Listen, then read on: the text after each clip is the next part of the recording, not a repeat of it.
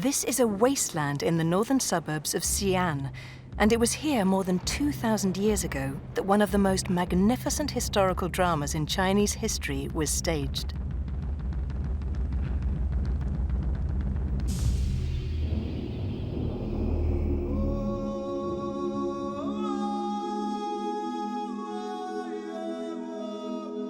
在我身后这片土地就是汉朝长安城的遗址。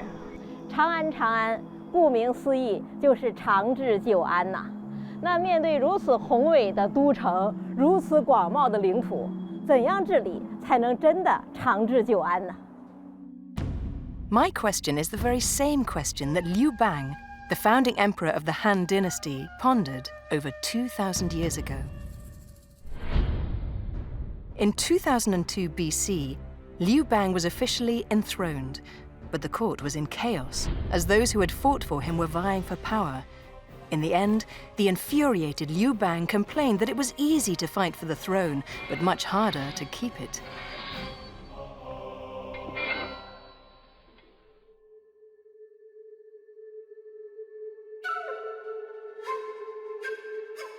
At the time, Shu Suntong, a Confucian scholar, took the initiative to offer some advice by formulating a system of court etiquette based on the traditional system of ritual and music to rectify principles of the court. After it was introduced, the whole court discovered a sense of order, and Liu Bang grasped the importance of the system to the stability of the state. Hancheng Lake here was once the moat of the Han Dynasty city. I can't help but think of the Song of the Great Wind by Liu Bang when I'm out boating on it. The wind is blowing and the clouds are flying. After my fame had spread throughout the land, I came back to my hometown. Where do I find the warriors to guard the four corners of the country? The drama in court made Liu Bang aware of the difficulty of guarding the four corners of his empire. If a country really wants to achieve long-term peace and stability, it must establish a comprehensive and perfect system of law and order. Soon, under the personal auspices of Liu Bang, various systems were established and perfected, and Chang'an, from then on, embarked on the road to long-lasting peace.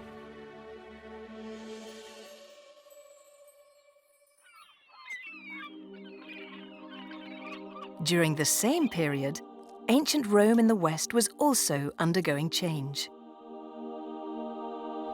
我身后这片就是古罗马广场。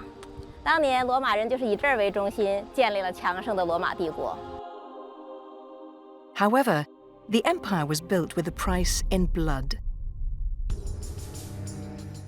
In 44 BC, a horrific crime took place in Rome when Caesar, the lifelong dictator, was murdered by members of the Senate en masse.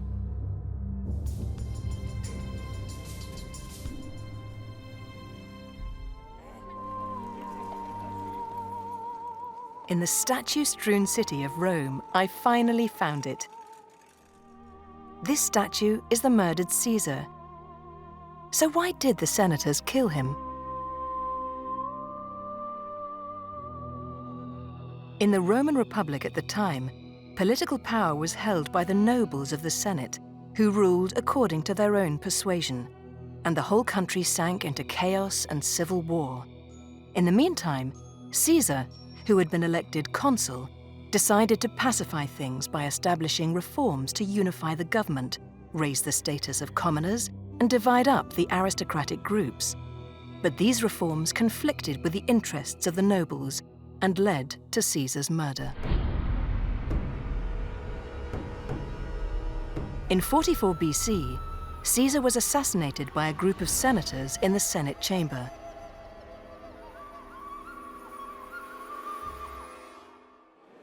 Although Caesar was assassinated, the system he introduced had long been popular with the people.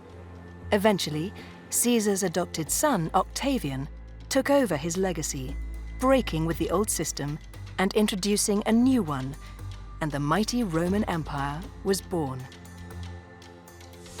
Liu Bang and Julius Caesar, two kings from the same historical period, each portray the efforts and sacrifices made by the two major civilizations in establishing and improving their state systems. It was in the process of modifying the state systems that the two empires gradually grew. I am Meng Man, and I'm going to travel from east to west to find out how the two great empires arose from both Chang'an and Rome.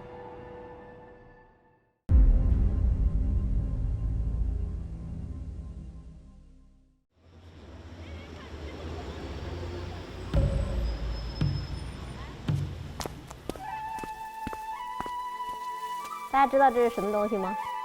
它有翅啊，而且它的耳朵特别的大，但是最突出的特征是长了一只角。It's because of this horn that many people mistake it for a unicorn. 在咱们中国的文化系统里，它不叫独角兽，它叫谢豸，它是司法的象征。What is the Xi'an, and why did it become a symbol of Chinese law? Legend says that the Xi'an has the power to take down any criminal with its horn and devour him. That's why ancient Chinese law enforcement officials had the image of the Xi'an on their uniforms, and the ninth beast on the rooftop eaves of the Forbidden City was also him. Like the dragon, this mythical beast is born from the Chinese imagination.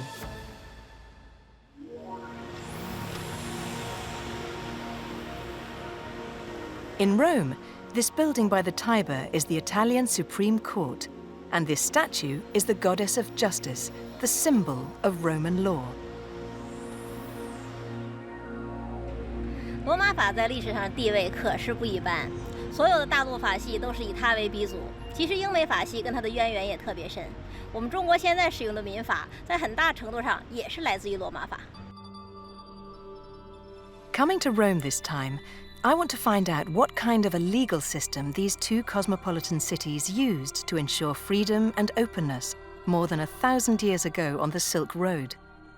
What would a foreigner like me do if I ran into legal trouble in ancient Rome?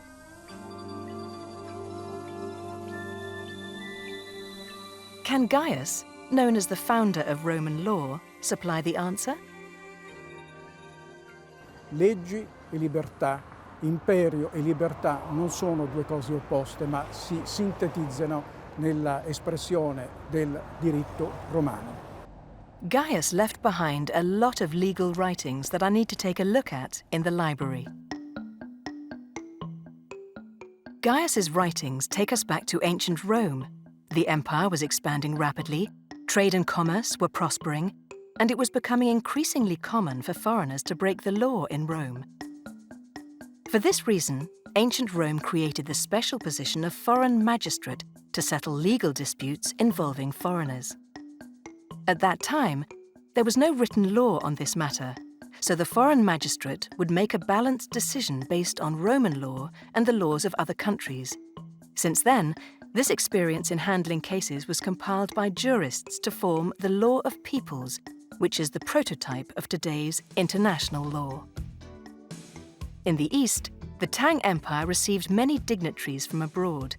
How did the Tang dynasty deal with foreign-related legal disputes?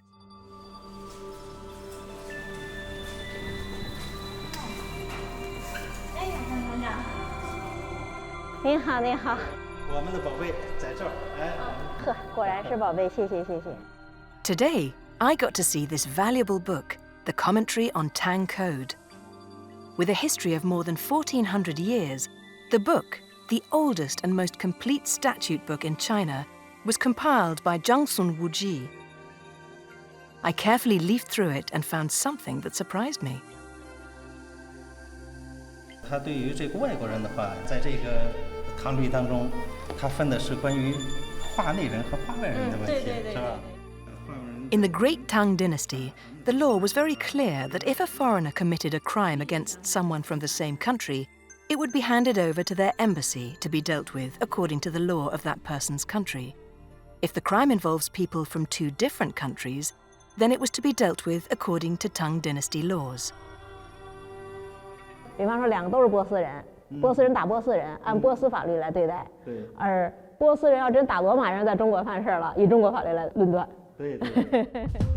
The commentary on Tang Code gives us an idea of the wisdom of the ancients in handling foreign-related cases. It taught people to not only fear the laws of their own country, but also to respect the laws of other countries. This kind of restraint was crucial in maintaining international order. Openness depends on order, and freedom comes from restraint. It is said that the greatest contribution of ancient Rome to mankind was its creation of Roman law, which still influences the world order to this very day. The Tang Code also crosses national boundaries, demonstrating China's persuasion towards moral obedience. In my view, behind these two kinds of laws lie the same cultural spirit of open-mindedness and tolerance.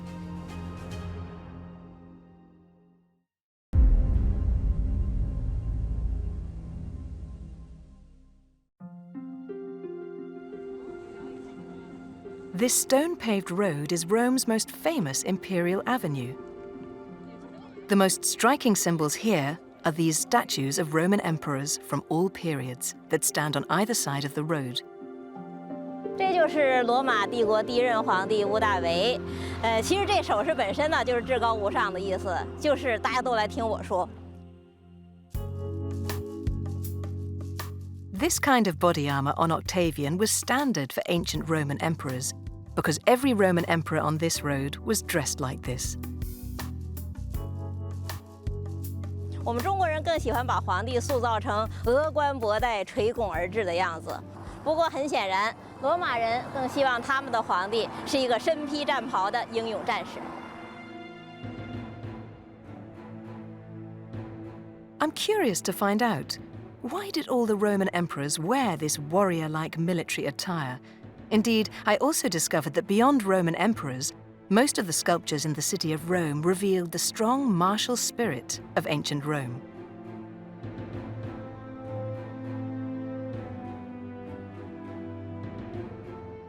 At the National Museum in Rome, I was looking at this famous Roman sarcophagus and became entranced by its extremely beautiful bas-relief depiction of battle.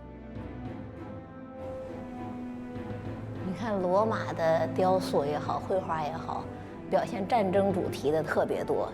这是一个多宏大的战争场面呐！你看这吹号角的，这个是锁子甲，你看这锁子甲多鲜明啊！ This sarcophagus is nearly 2,000 years old. The bas-relief design depicts scenes of the Roman conquest of the Celts in the Lower Danube in the 3rd century AD.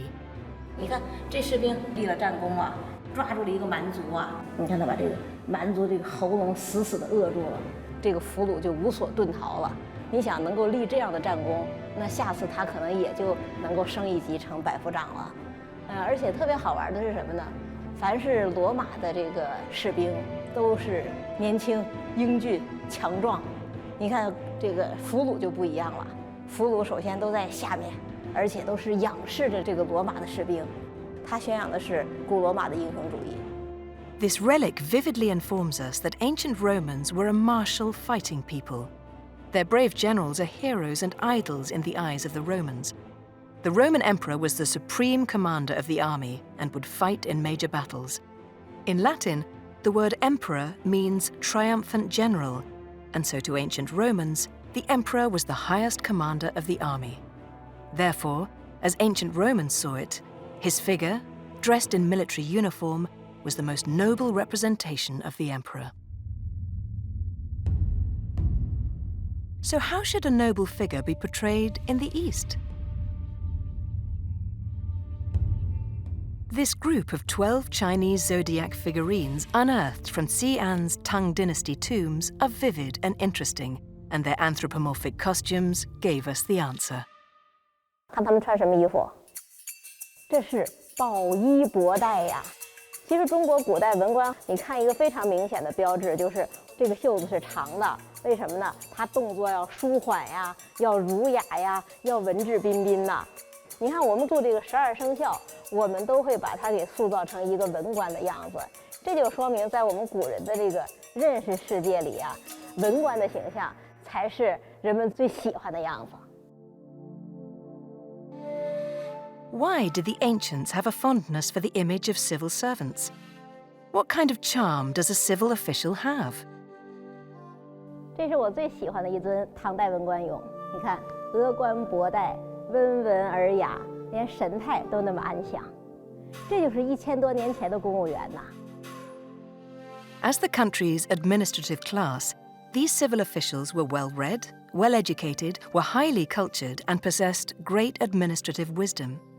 As China was a vast and populous country, highly ethical and experienced civil officials could better ensure that the people lived in peace and prosperity. Consequently, resourceful and wise civil officials were always highly valued by the state.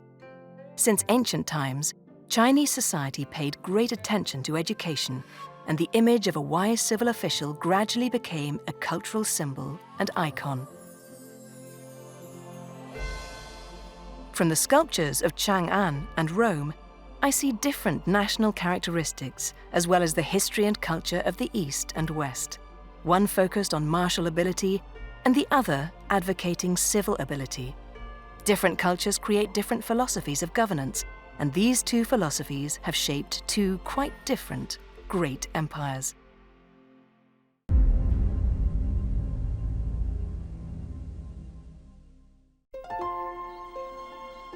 Early spring in Xi'an is a world of flowers. 1,000 years ago in the Tang dynasty, this was the most exciting season for scholars because the results of the imperial examinations would come out. In 798 AD, it was this season when a 27-year-old Bai Juyi came to the Big Wild Goose Pagoda in high spirits after becoming a scholar. It was in this tower that the secrets of many scholars were concealed. 门老师，这是凝聚了1367年状元灵气的状元塔。状元塔。 The term Zhongyuan scholar is derived from the ancient Chinese imperial examinations. This system was established in the Sui dynasty and was an important way for the state to select talented individuals and appoint officials. During the Tang dynasty, only those who were successful in the imperial examinations were permitted to have their names engraved on the Big Wild Goose Pagoda, the tallest building at the time, and have their names immortalized. 门老师，雁塔题名就在这里面。这上面都是一些明朝嘉靖和正德年间的雁塔题名碑。然后这块碑呢非常的重要，因为它有一句话：明题雁塔，天地间第一留人，第一等事也。雁塔题名的意义就在这一行字里头了。对对。最棒的那些人做的最得意的那件事儿，就是雁塔题名。At that time, irrespective of their background, no matter how high or how low, if people studied hard and passed the imperial examinations, they could have their names carved here and become government officials. Bai Juyi, revered by us as the king of poetry, also began his official career this way. 所以就是白居易那个“森塔下题名处，17人中最少年”，没错。其实这就是做官的前奏，只有中了进士了，才能够做官。所以呢，这是为国家选出来的众望所归的官员。Unfortunately, Bai Juyi's inscription is no longer visible today, as it has been weathered away through the centuries. However, the inscriptions on the Wild Goose Pagoda vividly show us the great vitality of the imperial examination system. It broke the boundaries of hierarchy and provided social mobility for educated people, thanks to the imperial examination system, which is the longest-running official selection system in the world.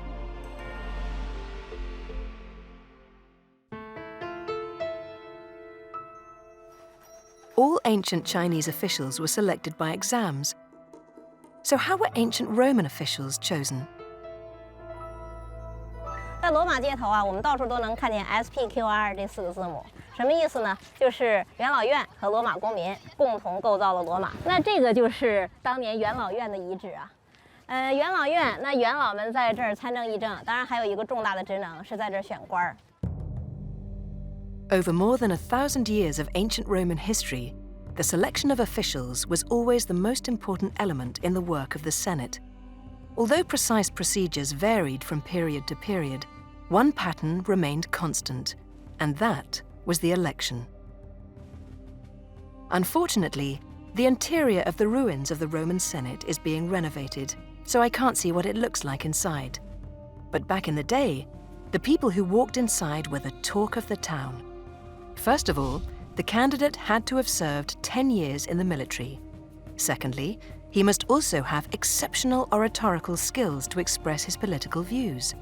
Only after passing these 2 tests could one obtain qualification to run for election. As the ambitious candidates made their way down the Avenue Via dei Fori Imperiali to the site of election, what awaited them was a civic election. At this moment, their fate was in the hands of all citizens, and it was the ballot that would decide their future. Only those who received the required number of votes could be appointed by the Senate. This huge bronze door was the gate of the Senate more than 2,000 years ago. You can imagine what a solemn undertaking it would have been for those who walked through this door back then. The election of officials was for the future of the country. It was about the destiny of the nation. One is a pagoda that determines one's future, and the other is a gate to destiny.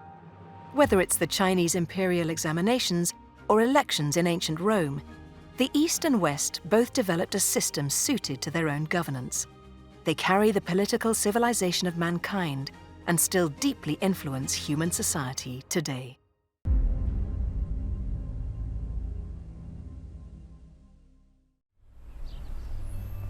In the Beilin Museum in Xi'an, you can find a rather unique exhibition hall. Entering it is like walking into the life of the ancients. 这个展厅啊，都是这样的汉墓出土的汉画像石，这就好比是将近2000年之前的老照片啊。 Let's have a look. What can we see in these old pictures? This was the farmer who drives his oxen and the plough. And there are many officials riding in carts and horses, as well as craftsmen and tradesmen, doing their work and leading a peaceful life.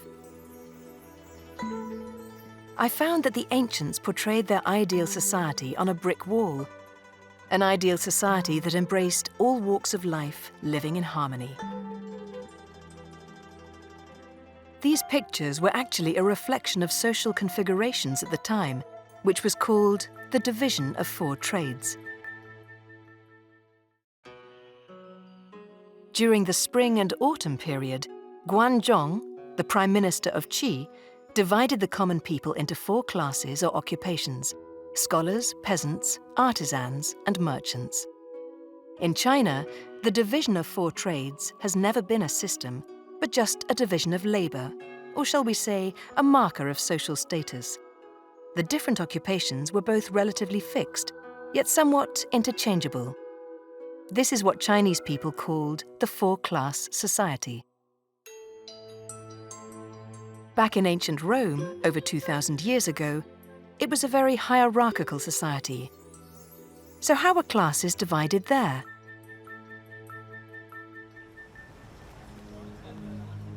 This is the famous Colosseum in Rome, and many scholars liken it to a microcosm of ancient Roman society. Would I be able to find the social stratification of ancient Rome here?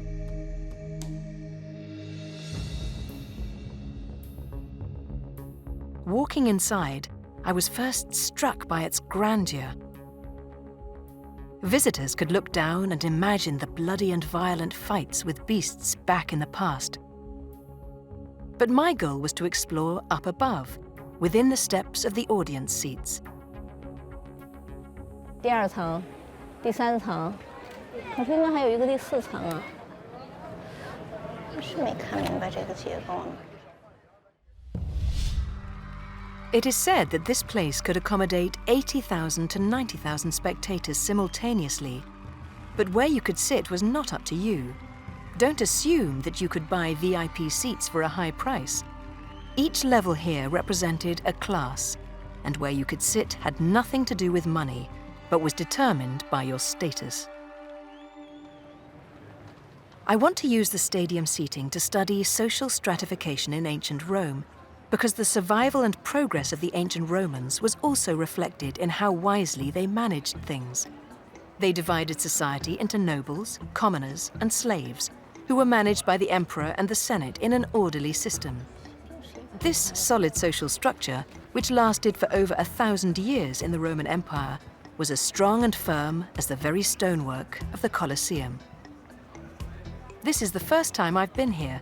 It feels so big inside, and I haven't been able to work out how the audience was arranged. So I'd better take a break. 首先找到自己应该从哪个底层券门入场。 After checking some information, I decided to go up one more level. I should be able to see better from higher up. 看看到底是什么样子的。